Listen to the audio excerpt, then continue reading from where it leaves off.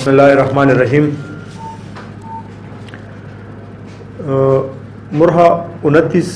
جنوری 2020 کو اختر علی ولد گل محمد سکن ٹانکوئی نے تھانہ زیدہ میں رپورٹ کر کے بتایا ہے کہ اس کا بھائی مقصود علی ولد گل محمد بعمر 35-40 سال کو کسی ملزم یا ملزمان نامعلوم نے قتل کیا ہے، اور ساتھ یہ بھی بتایا کہ ہمارا کسی کے ساتھ کسی قسم کی دل بدی نہیں ہے، ہمیں یہ پتہ نہیں ہے کہ ہمارے بھائی کو کس نے قتل کیا ہے۔ جناب ڈی پی او صاحب عمران شاہد صاحب نے اس قتل کا سختی سے نوٹس لیتے ہوئے پی ثوابی کے سربراہی میں ایس ایچ او زیدہ راز محمد خان، انچارج انویسٹیگیشن سبحان اللہ خان، اے ایس آئی خالد امین اور ساتھ ہی سپید پرچات والے جو ڈی ایس بی کا محمد زیب، ان پر مشتمل ایک ٹیم تشکیل دی۔ اس ٹیم نے دن رات محنت کر کے جدید سائنسی خطوط پر استوار کا طریقہ کار اپناتے ہوئے اس آندھی قتل کا سراغ لگا لیا اور ملزم شاہ فیصل ولد احسان ولی سکن ٹانکوئی کو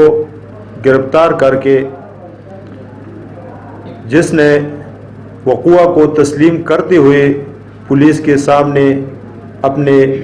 اس گھناؤنے فعل کا اعتراف بھی کر لیا ہے۔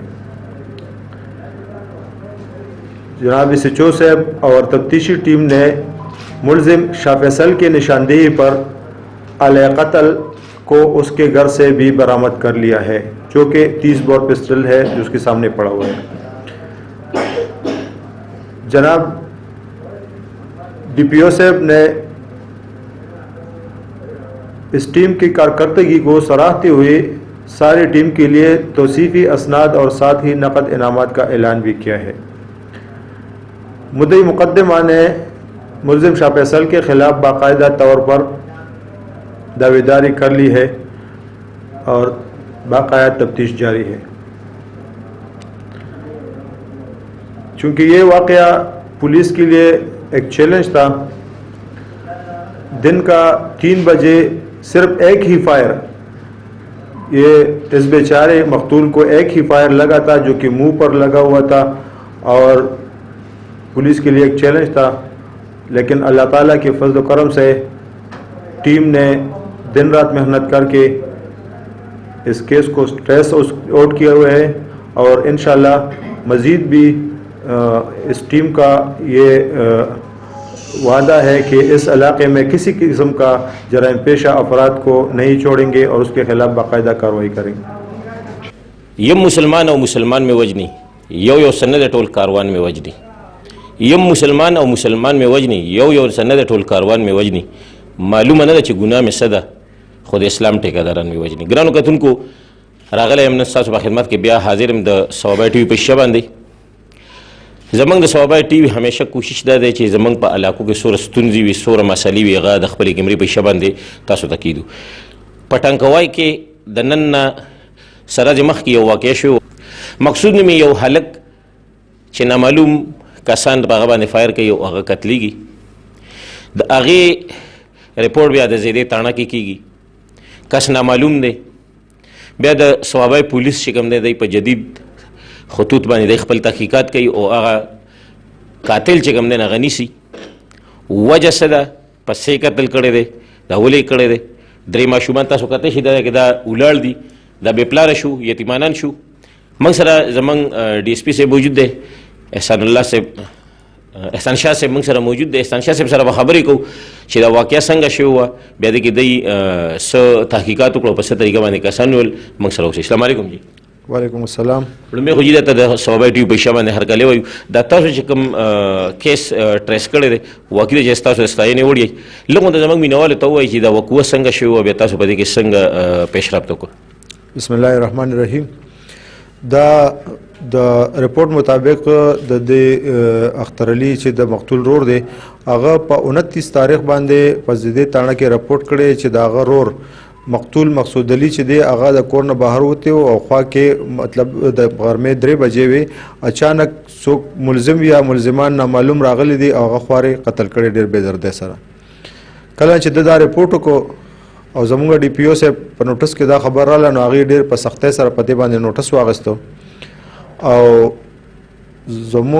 زما په سربراهۍ کې د ایس ایچ او زیدا راز محمد خان انچارج انویسټیګیشن سبحان الله خان ایس آی خالد امین خان په دې باندې مشتمل یو ټیم جوړ کو او ډېر سختۍ سره موږ ته دا هدایت وکړل چې دا یو بېګناه انسان قتل شوی دی او دا په هر حال باندې ټریس کول دي. چونکې زمونږ ټیم شپه ورځ یو کړه او انتهایی محنت یې وکړو او د ډېر محنت نه بعد دا ملزم شاه فیصل ولد احسان ولی چې دا د ګاونډي دی د کلیم دی هغه په دې کیس کې ټریس شو او هغه چې کله ونیول شو نو هغه د قوت تسلیم کړه او د پولیسو په مخ کې د خپل جرم اعتراف وکړو. بعد کې د هغه نه چې کله تپوس وکړی شو چې یاره دا په څه ویشتې دی نو هغه وایي چې دا ما په 30 بور تمانچه ویشتې دی او 30 بور تمانچه ما کور کې مطلب په بوسو کې پټه کړې ده. بیا پولیس هغه بوتو او د هغه په نشاندهی باندې هغه علی قتل برآمد کړو. د ظالم نه دا تپوس مونږ وکړو چې دا انسان دی بس قتل کړی نو د وینا مطابق چې زما دغه د 15-20 هزار روپو تنازع وه نو دغه د 15-20 هزار روپو دپاره دا 3 ماشومان یتیمانان شو. خو زمونږ ډي پی او صاحب په دې باندې انتهایی خوشحاله شو چې یاره پولیس د یو انده قتل سراغ ولګاو او یو ظالم یې ونیو چې یو مظلوم ته مطلب د انصاف میلو شي نو د دې په وړ کې ټول ټیم ته د سرټیفیکیټ او انعام اعلان وکړو. د سپیس لږ غونډه کې راته دا وایي نن زمانه کې دا وقوعي چې کومې دي لکه دا قسمه قتلونه ډېر زیات شوي دي نو لږ زموږ مینه ورته چې د دې وجه څه کېدای شي بیا د دې مخنیوی به څنګه کېږي؟ نو مخنیوی خو دا دی چې نن سبا تاسو ته پته ده چې یو خو زموږ د معاشره کې نشم ډېره زیاته شوې ده نو زموږ خو کوشش کوي اوس هم زموږ د آی جي پي صاحب په هدایاتو باندې د نارکاټکس خلاف زموږ په ټوله صوبه کې یو کمپین شروع دی او د دې نه علاوه اویرنس پروګرامونه پکار دي چې ځای په ځای مطلب کلی کچېرې شوي جوماتونو ته پولیس لاړ شي خلک په دې دغه کې چې لکه قتل خو اسم مطلب دا چې چا څنګه چې فرمایي چې چا یو انسان قتل کو نو ګو چې هغه ټول انسانیت قتل کو نو انسان خو ډېر قیمتي دی او چې صرف ل 100 روپو لپاره سړی خپل مسلمان ور وجني نو هغه د الله په نسبت باندې او زموږ چې کوم تعزیرات ته د هغې په نسبت باندې د هغې ډېره غټه سزا ده نو چونکې د بعضې کارونه خو مونږ اسم بینګه مسلمان هم لکه به کوو زموږ په دې باندې الله پاک اجر راکوي او زموږ آیندم دا زموږ الله سره وعده ده چې انشاءالله داسې آیندم زموږ په علاقه کې کم ظلم زیاتې کېږي نو موږ به د هغې مخنیوی کوو. ستاسو جان مننه ټایم راکولو. ګرانو کتونکو د ډي سپي صاحب خبرې تاسو واورېدې دا ماشومان درې چې کوم دې کې دا 3 ماشومان چې کوم تاسو وینئ دا یتیمانان شو د دوی پلار د 100,000 روپو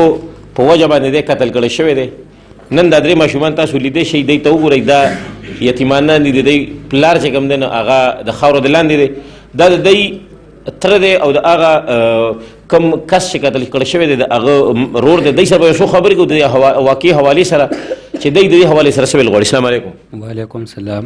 لومبۍ خو جي دا راته ووایي دا 3 ماشومان چې کوم دي دا ستا ویرونه دي؟ او جي دا مې ویرونه دي. ښه دا رور چې ستاسو کوم قتل کړی شوی دی نو د دې لږ غونډه کې ډي سپي صاحب خو خبره وکړه خو تاسو چونکې د هغې رور یې تاسو ته به لږه زیاته پته وي دا ووایي چې لکه دا وجه څه وه ولې لکه د 100,000 روپو باندې دا ولې قتل کړی شو؟ دا جي چې کوم دی نو دا لږ په 24 ګنټې هغه څخه ته راته ناس په ورڅخه زموږ په ده باندې بالکل هېڅ قسم داسې شک شوبه نو چې دا کار ده کړی دی. حالانکې زموږ رور چې مړ شه دی قبر له راغلی دی مونږ کره ټینټونه راښکلي دي روټۍ له بله ورځ غرمې ته راغلی دی خو مونږ د ټولو نه شکریا چې کوم دی ډي پي او صاحب د ډي ایس پي صاحب د زیدې تاڼې راز محمد خان سبحان الله خان خالد امین خان چې دی مونږ له دا دغه راکړه چې تاسو غم مو کوئ داسې سړی به راوځي چې ګوره تاسو په چا شک شوبه مو کوئ دا به د له مونږ راوباسو نو مونږ د دې شکریا ادا کوو. په دې سړي باندې زموږ هېڅ قسم له شک نو چې لکه دا کار به ده کړی او چې راووتې د هر څه پې ثبوت شو دغه شو په 100,000 روپۍ ده سره یې جي د 100,000 روپو لین دی نو دا خبره د دی چې کوي دا به غلطه نه ده صحیح خو ده سره یې نو د ده تره سره د ده ترو او زمونږ ورور چې قتل شو نو موږ ورته وویم په دوی مرض باندې چې هلکه که ستا زمونږ په ورور پیسې نو موږ به درکوو نو هغه وایي چې ما به زه به نیمې باخمه نیمې به مال راکوي موږ ورته صحیح ده جي پوه شوې او په کې نه چې کوم دی نو مجرم دی راووته د پولیس د کارکردګۍ نه تاسو مطمئن یې؟ بالکل جی لکه داسې وو چې داسې افسران په ثوابۍ کې نو که خیر څوک ته دا نه وایي چې لکه مړی به وشي او پټ په پاتې شي دی زمونږ جی بالکل په خوا خاطر کې نو زمونږ شکونه به یو ځای بل ځای کې راتلل او دا جی چې کوم دی نه الله څرګند کړ او د پی او صاحب ډي اس پي صاحب او د ضلعې تاڼې راز محمد خان صاحب حکومت واک نه دی وخت کې چونکې د خپل کیسو کو عدالت ته به دا شی ځي حکومت واک نه ستاسو څه غوښتنه حکومت واک ته څه جی موږ ته د انصاف میلاو شي دا بچي راته پاتې شو دی ته دا رجي وګورئ